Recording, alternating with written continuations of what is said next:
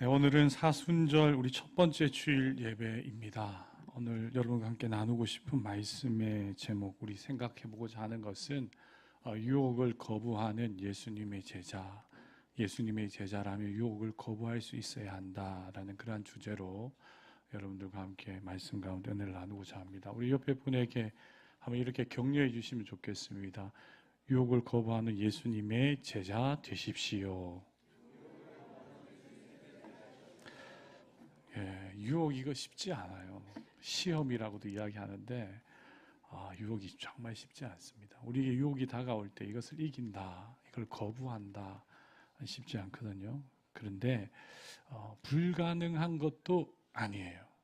우리 주 예수 그리스도를 우리가 알기 때문에 또 예수님을 믿고 따르기 때문에 예수님의 제자라면 유혹을 거부할 수 있다라고 오늘 성경의 말씀 우리에게 말씀하고 계십니다.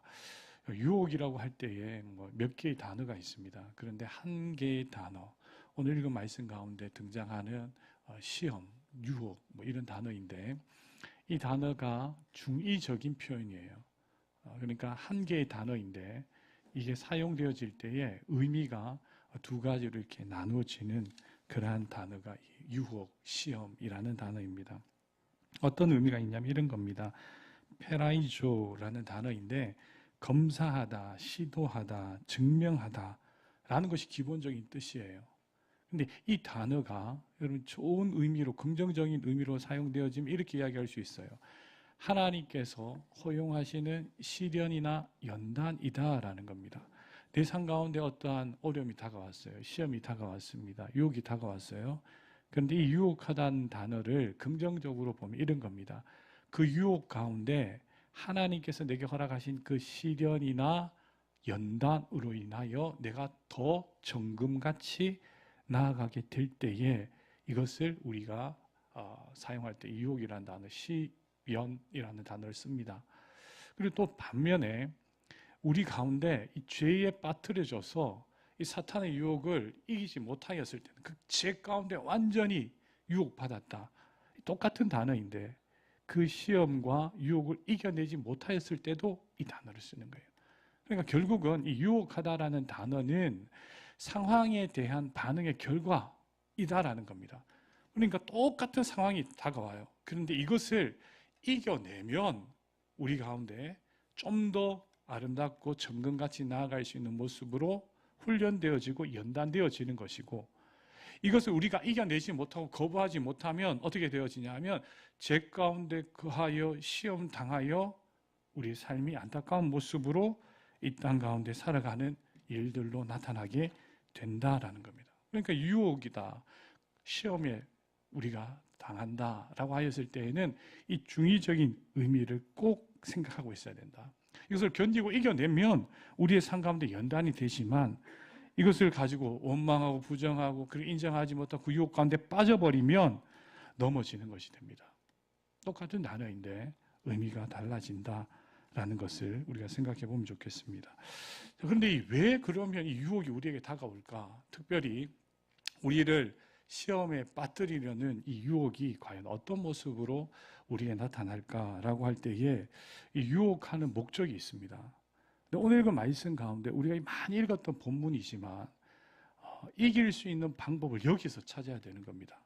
오늘 저는 이 세 가지 유혹에 초점 맞추기보다는 이 전체의 배경에 대해서 여러분들께 함께 이야기를 좀 나누면 좋겠고, 또 우리가 그 유혹이 유혹되지 않고 우리의 삶 가운데 우리를 더 아름답게 세워갈 수 있는 힘이 과연 무엇일까라는 부분에 초점을 맞추어 볼 때에 이 유혹하는 것의 목적을 우리가 알 필요가 있다는 거예요. 사탄이 우리를 유혹해요. 우리를 넘어뜨리게 합니다. 근데 그 목적이 뭐냐라는 거예요. 그 목적은 다른 것이 아니에요. 우리가 어디에 소속되어 있고 어디에 지배되어져 있는지를, 지배되어야 하는지를 뒤흔드는 거예요. 또 다른 말로 해보면 이런 겁니다. 내가 누구인지를 잊어버리게 만들어요. 예수 믿는 하나님의 자녀가 되었습니다. 우리 주 예수 그리스도의 십자가의 피로 말미암아 정결케 되었고, 그리고 하나님과 우리 사이 관계가 회복되어서 하나님의 자녀가 되었어요. 그리고 내 신분을 기억하고 그렇게 살아야 하는데, 이 유혹이라는 것은 우리에게 찾아와서 뭘 하느냐 하면, 뭐 거짓말을 한다, 속인다, 아니면 뭐 다른 사람에게 포악하게 한다, 이런 것들이 어떤 열매적인 것이라면 가장 근원적으로 뒤흔드는 건 뭐냐? 내가 누구인지를 잊어버리게 만들어버려요. 내가 어디에 소속되어 있는 사람인지를 잊어버리게 되어요. 내가 무엇을 위하여 이 땅 가운데 거듭난 자인지, 하나님의 자녀가 되었는지를 잊어버리게 만들어요. 그래서 내가 누구인지를 내가 스스로 설명하지 못하는, 나를 지배하고 나를 소속시킨 자가 누구인지를 정확하게 고백하지 못하는 그런 일들이 나타나는 거예요. 그래서 이렇게 이야기할 수 있습니다. 유혹의 목적이 뭐냐? 정체성, 내 소속, 나를 다스리고 통치하는 분, 그분이 누구인지를 뒤흔든다라는 거예요. 또 하나 더 이야기해 보면 이렇게 이야기할 수 있습니다. 우리의 마음과 행동이 다른 것에 완전히 초점 맞추게 만들어요. 예수 그리스도를 믿었잖아요. 근데 유혹받았다 이 말은 있잖아요.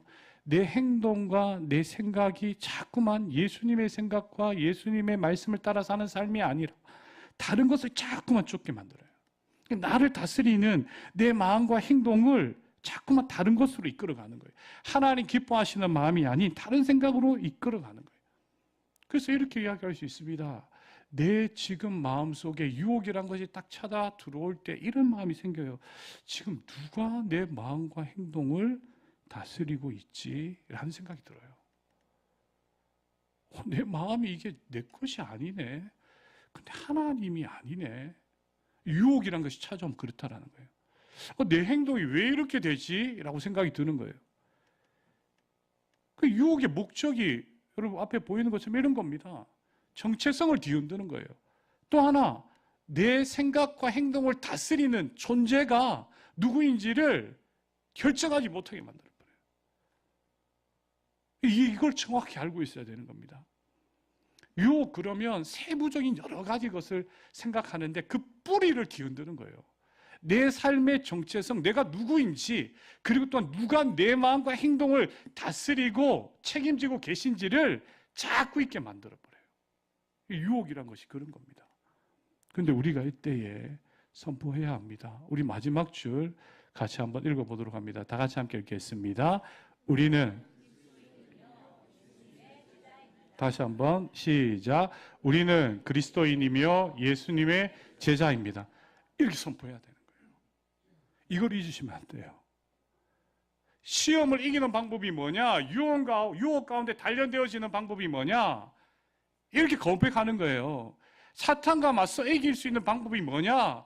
라고 했을 때 내 자신의 존재 규정을 이렇게 해야 되는 겁니다. 나는 그리스도인이다. 나는 예수로 말미암아 이 자리에 거듭난 사람이다. 다시 태어난 사람이다. 내 행동의 근거와 내 생각의 모든 것은 예수님의 제자로 예수님을 따르는 삶이다. 복음적인 삶을 살아가는 것이 내 행동의 모든 일들의 가장 기본이고 기초이다. 이 마음이 있어야 돼요. 여러분, 이 결정을 하지 못하면 유혹 가운데 빠뜨려져서 죄 가운데 죄의 열매와 사망으로까지 나아가는 그 안타까운 일이 일어나는 거예요. 여러분, 흔들리지 않는 것은 나는 그리스도인이다. 너네가 나를 지배할 수가 없다. 내 마음과 내 행동은 하나님께서만 주실 수 있다. 왜? 이전에 내가 아니라 새롭게 된 존재이기 때문에 넌 나를 통제할 수가 없다. 라고 고백하는 거예요. 우리 하나님께 도움을 구하는 건 이겁니다. 하나님, 내가 누구인지 모르겠습니다. 하나님, 내가 행동하는 것, 내 머릿속에 든 생각이 하나님 기뻐하시는 생각이 아니에요. 그러나 이 시간 도움을 구합니다. 내 마음의 행동, 내 마음의 생각과 행동이 주님의 다스림을 받기를 원합니다. 그게 이거예요. 나는 그리스도인이며 예수님의 제자입니다. 라는 선언이에요. 오늘 아침마다 유혹이 다가올 때마다 선포하셔야 됩니다. 하루를 지나고 잠자리에 드는데 오늘 하루 동안 내가 하나님의 자녀답지 못한 많은 죄된 것들이 생각된다. 그때도 또 선언하셔야 되는 겁니다. 내일 생명이 우리에게 주어진다 그러면 오늘 저녁에 내 자신이 누구인지 그 유혹 가운데 어떻게 이겨낼 수 있는지를 하나님 앞에 간절히 외쳐야 되는 거예요.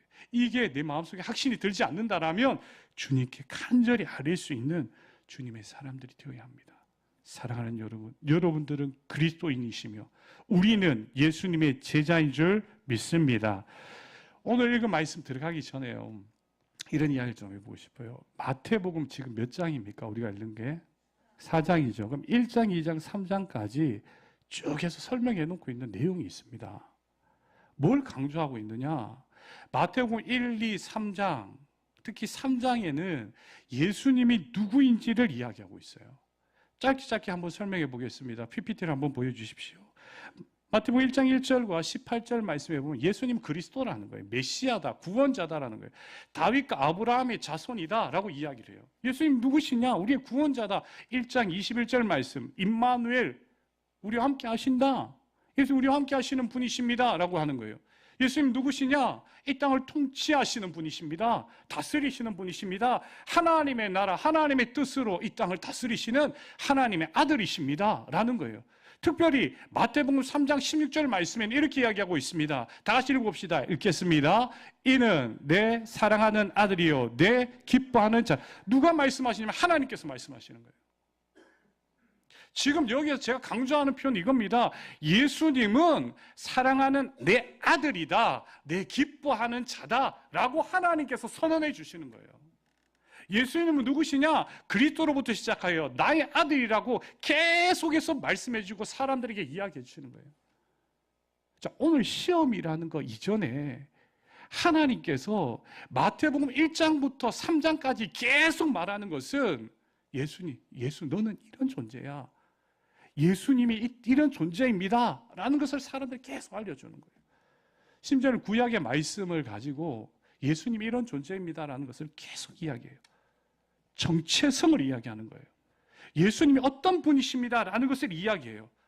그런데 이 예수님에게 시험이 다가와요. 근데 오늘 이 시험 그 다음 장면이 뭐냐? 예수님이 공생애에 들어가는 거예요. 공생애라는 건 뭐냐 하면 예수님께서 그냥 조용히 계셨다가 많은 사람들 앞에서 하나님의 나라를 증거하는 때가 이제 다가왔다라는 거예요. 자, 1, 2, 3장이 예수님이 누구이신지를 말했어요. 오늘 시험에 대한 이야기를 합니다. 근데 이후에 4장 17절 이후에 보면 예수님의 공생애를 이야기하는 거예요. 많은 사람들에게 나아가 하나님께서 기뻐하실 일들을 행하는 예수님의 모습이 이제 기록되어져 있어요. 그리고 그 중간에 뭐가 있냐? 시험이 있는 거예요. 그럼 이 이야기는 이렇게 되어지는 거예요. 예수님의 공생애 전에 예수님께서 이 세상에서 많은 사람들에게 하나님의 능력 일들을 나타내기 전에 가장 먼저 가장 중요하게 생각해야 될 것이 무엇인지를 알려주시는 거예요. 근데 그 가운데 뭐가 있다? 시험이 있다는 거예요. 이 시험은 다른 것이 아니라 예수님이 누구이신지를 정확히 나타내 보여주는 일이다라고 할 수 있어요. 이렇게 정리할 수 있습니다. 유혹받는 예수님, 이 이야기는 다른 것이 아니라 어떤 이야기냐면 예수님이 공생애 전에 시험 받으신 이야기이며 예수님의 사역의 기초가 되어지는 사건이에요. 이게 오늘 읽은 말씀입니다. 다시 한번 이렇게 우리에게 적용할 수 있어요. 여러분들과 제가 하나님의 귀한 예수님의 제자로 이 땅 가운데 사역을 할 때에 우리가 무엇인가 귀한 프로젝트를 할 때에 내 삶 가운데 하나님의 능력의 일들을 행할 때에 우리 교회가 하나님의 선한 일들을 행할 때에 우리에게 뭐가 있냐 하면 시험이 온다는 거예요. 근데 그 시험이란 건 다른 게 아니에요. 우리가 누구인지에 대한 시험이 오는 거예요. 우리에게 유혹이 다가와요.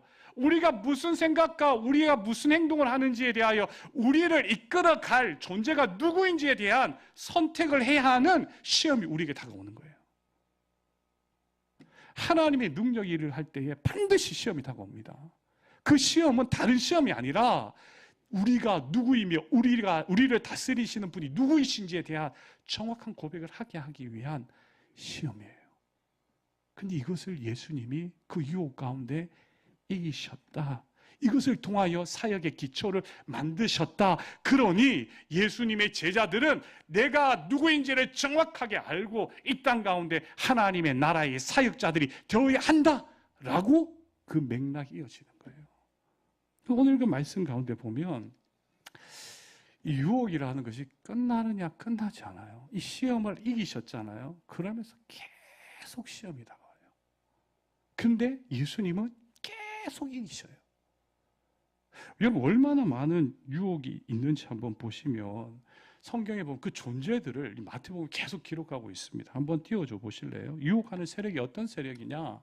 바알세불이에요. 바알세불. 이 파괴적인 악령들, 그죠? 이런 존재들을 이야기하는 거예요. 이 파괴적인 악령들과 나라를 다스리는 세력이 누구냐면 바알세불이에요. 바알세불. 바알세불이 공격해요. 그 다음에 악한 자, 자신의 자식이나 하수인들을 만들어내어서 이 밑에 조직을 만들어서 계속 공격해요. 그러면 사탄, 영원한 불 속에서 멸망할 운명을 지닌 우주적인 세력인 이 사탄이 예수님을 계속 공격해요. 근데 이것만 있는 게 아니에요. 이들의 유혹을 받아서 죄 가운데 있는 자기가 누구인지를 알지 못하는 종교 지도자들이 있었어요. 이 사람들이 예수님과 예수님의 제자들을 계속해서 시험에 빠지게 만들어요. 유혹하게 만들어요. 그뿐만 아니에요. 가난과 배고픔, 슬픔과 아픔, 고난과 고통, 알 수 없는, 이유 없는 안타까움, 이것들이 우리에게 다가오는 거예요. 마태복음에 보면 예수님의 공생의 기간 가운데 수없이 계속되는 유혹들이 있다라는 거예요. 사랑하는 여러분, 우리에게도 똑같아요. 하나님의 선한 일을 하려고 할 때 반드시 유혹이 있다. 근데 이 유혹이 끝나지 않는다. 그런데 우리는 이 유혹을 어떻게 봐야 되냐 하면 이 유혹을 인하여서 죄 가운데 있는 사람이 아니라 그리스도 예수께서 이기시고 새로운 사역의 기초를 만드셨던 시 우리 가운데 내가 누구인지를 정확히 알고 우리가 무엇을 하고 우리의 행동과 우리의 생각을 이끌어 가실 분이 누구인지를 정확히 결단하여서 예수님의 제자처럼 이 땅 가운데 살아야 한다는 거예요. 유혹을 두려워할 게 아니에요. 유혹 가운데 이기는 방법은 내가 누구인지를 선포하는 거예요. 내가 된 것이 아니에요. 하나님께서 우리를 이 가운데 그리스도인으로 예수님의 제자로 만들어 주셨음을 기억하고 이 이야기를 선포하는 거예요. 죽을 때까지 유혹이 와요. 실수하고 쓰러질 수도 있어요. 그때마다 내가 누구인지를 선언해야 합니다. 그것이 우리가 하나님의 나라의 일을 하는 아주 중요한 일이에요. 자, 한번 이제 이런 배경 가운데 예수님이 어떻게 이기신지 한번 봅시다. 이제 여러분 잘 아시는 말씀인데 세 가지 유혹이 다가옵니다. 우리 같이 한번 말씀을 읽으면서 우리 같이 한번 쭉 살펴봅시다. 한번 같이 함께 읽겠습니다. 어떻게 읽냐면 여러분 3절 말씀부터 우리 같이 한번 읽어보도록 합니다. 3절부터 4절까지 다 같이 함께 읽겠습니다. 시험하는 자가 예수께 나와서 이르되 내가 만일 하나님의 아들이여든 명하여 떡덩이가 되게 하라.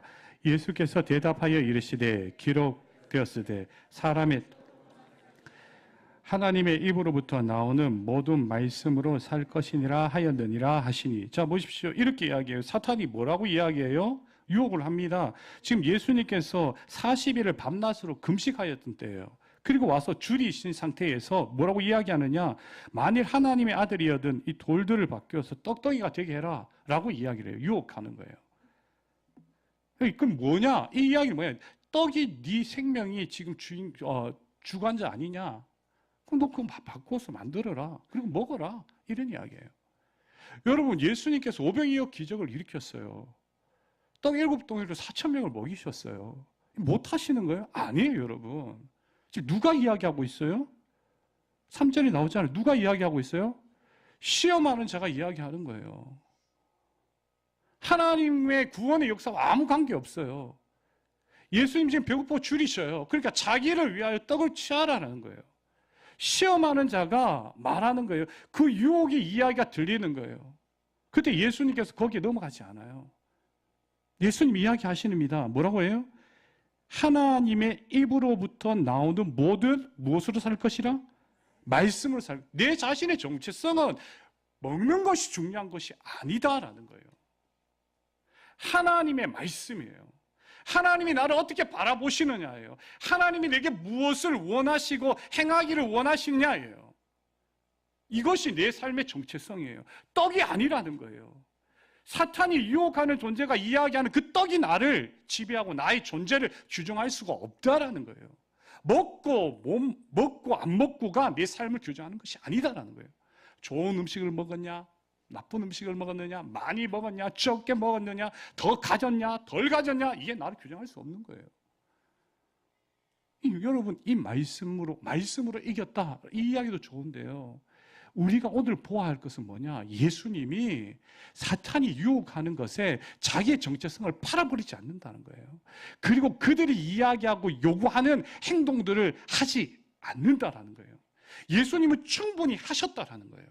하나님 백성들을 살리시기 위하여 오병이의 기적도 보이셨고 무리를 걸으셨고 많은 사람들에게 나아가서 생명의 말씀도 공급하셨어요. 하나님의 뜻을 이루기 위한 것이 다른 것을 위한 것이 아니에요. 여러분, 계속해서 한번 읽어봅시다. 우리 5절부터 7절까지 말씀 우리 같이 한번 읽어봅시다. 이에 마귀가 예수를 거룩한 성으로 데려다가 성전 꼭대기에 세우고 내가 만일 하나님의 아들이거든 뛰어내리라 기록되었으되 그가 너를 위하여 그의 사자들을 명하시리니 그들이 손으로 너를 받들어 발이 돌에 부딪히지 않게 하려. 똑같은 거예요. 누가 지금 주체예요? 마귀가 예수를 속이는 자예요. 그리고 거기에서 예수님 성전에서 뛰어내리라는 거예요. 왜 뛰어내리라는 거예요 지금? 사람들이 그 기적을 보고 네가 살아나면 그 기적을 보고 너를 쫓지 않겠냐 라고 하는 유혹이에요. 사람들에게 기적을 보여서 너의 인생 가운데 네가 높은 위치에 올라가면 되지 않겠어? 이런 이야기예요. 자, 여러분 또 한번 읽어봅시다. 그 다음 말씀 7절부터 우리 같이 함께 10절까지 말씀 우리 한번 읽어보도록 하겠습니다. 아니 8절부터 우리 읽어봅시다. 8절부터 10절까지 다 같이 읽겠습니다. 마귀가 또 그를 데리고 지극히 높은 산으로 가서 천하 만국과 그의 영광을 보여 이르되 만일 내게 엎드려 경배하며 이 모든 것을 내게 주리라 라고 이야기해요. 10절 다 같이 읽습니다. 이에 예수께서 말씀하시되 사탄아 물러가라 기록되었으되 주 너의 하나님께 경배하고 다만 그를 섬기라 하였느니라. 정확하게 이야기하는 거예요. 지금 네가 내게 경배하면 내가 모든 거 다 주겠다는 거예요. 사탄이 다 준다는 거예요. 그런데 예수님은 그걸 원한 게 아니에요. 너 하나님을 섬겨야지. 나 하나님 섬기는 존재야. 너의 그 유혹 가운데 내 기쁨과 내 즐거움을 위해서 가는 존재가 아니야. 거부하는 거예요. 여러분, 이 이야기가 나오는 것은, 이 말씀들이 나오는 것은 예수님이 누구이신지가 정확하게 그 마음속에 그 삶 가운데 고백되었기 때문에 그래요. 내 삶을 이 땅 가운데 보내신 분이 누구이신지를 정확히 알고 그분이 이 세상을 어떻게 바라보시는지를 정확히 알았기 때문에 예수님의 행동을 거기에 결정시킬 수가 거기에 둘 수가 있었던 거예요. 예수님은 뭐 하시느냐? 유혹을 거부하셔요. 유혹을 받아들이는 것이 아니라 유혹을 거부하셔요. 여러분, 유혹을 거부하신 예수님, 여러분 한번 생각해 보면 이런 겁니다. 예수님께서 오늘 읽은 말씀 가운데 그대로 행하면요, 그 당시에 심각한 식량난 다 해결할 수 있어요. 떡 만들어 주면 되잖아요. 예수님께서 세계를 다스릴 권력과 힘을 얻을 수가 있어요. 하나님의 보호하심을 받을 수 있는 그 기적을 통하여서 사람들에게 관심을 얻고 사람들이 자기에게 나와서 경배하게 만들 수 있어요. 충분히 할 수 있어요. 근데 여기에 빠진 게 있습니다. 그게 뭐냐? 인간을 사랑하셔서 십자가를 지시고 그들의 죄를 대신하여 죽는 그 고난과 십자가가 사라지는 거예요. 하나님은 예수님에게 그 십자가를 이야기하신 거예요. 이게 하나님 뜻이에요.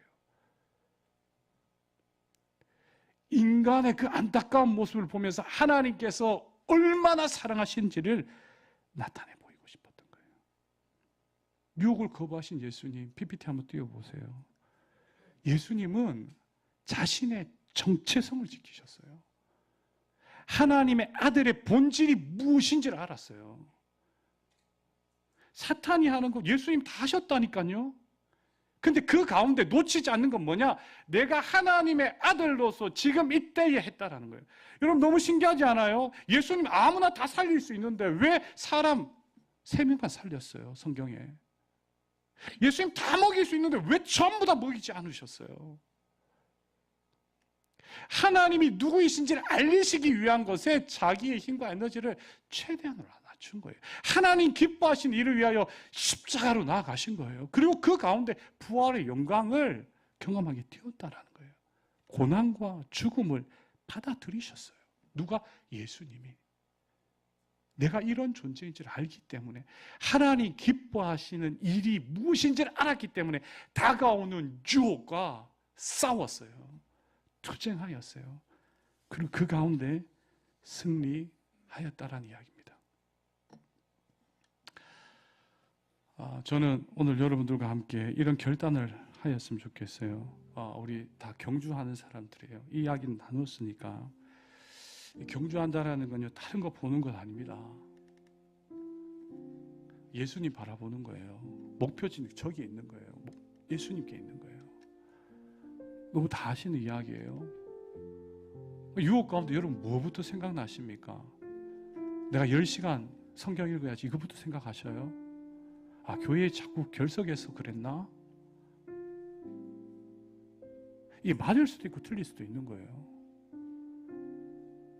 사탄이 자꾸 잊게 만드는 건 뭐냐 하면, 내가 누구인지 잊게 만들어요. 우리 주 하나님이 우리 주 예수 그리스도를 통하여 나에게 행하여 주신 일, 이걸 자꾸 잊게 만들어요. 그리고 내가 어떠한 존재가 되었는지를, 그리고 무엇을 해야 할 사람인지를 계속해서 잊어버리게 만들어요. 다른 것에 자꾸 빠지게 만드는 거예요. 때로는 좋은, 기분 좋게 만드는 무엇인가, 때로는 다른 사람이 가지고 있는 많은 부, 어떤 사람이 가지고 있는 힘과 권력, 그건 나를 빠뜨리게 만들어요. 그러면서 다른 사람도 보지 않고 하나님의 뜻도 생각하지 않고 내 자신의 즐거움만 위해 살아가는 거예요. 근데 이것을 거부할 수 있어야 되는 거예요. 우리 주 예수님께서 행하여 주신 일이 무엇인지, 그의 공생애 전에 그가 결단하신 일이 무엇인지 우리는 간직하고 있어야 되는 거예요. 그리고 내 안에 살아계신 예수님은 지금 그 일들을 행하기를 원하십니다. 우리 보이시는 분들은 첫 번째 문장 같이 함께 힘있게 읽어봅시다. 다 같이 함께 읽겠습니다. 선한 싸움을 싸워 예수님의 제자가 누구인지 증명합시다. 여러분, 선한 싸움 싸우십시오.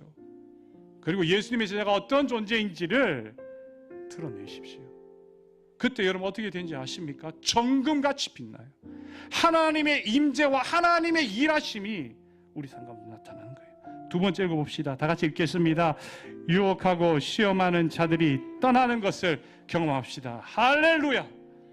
예수님이 그렇게 이겼을 때, 내가 그런 존재가 아니다라고 선언하였을 때에 사탄은, 그 크게 역사하는 사탄은 떠나요. 예수님이 십자가 지셨을 때에 그 모든 악한 것들은 다 떠나요. 이제 이겼다라고 생각하였는데 예수님 부활하시고 난 다음에 게임은 끝났어요. 우리에게 떠나는 것을 경험해야 돼요.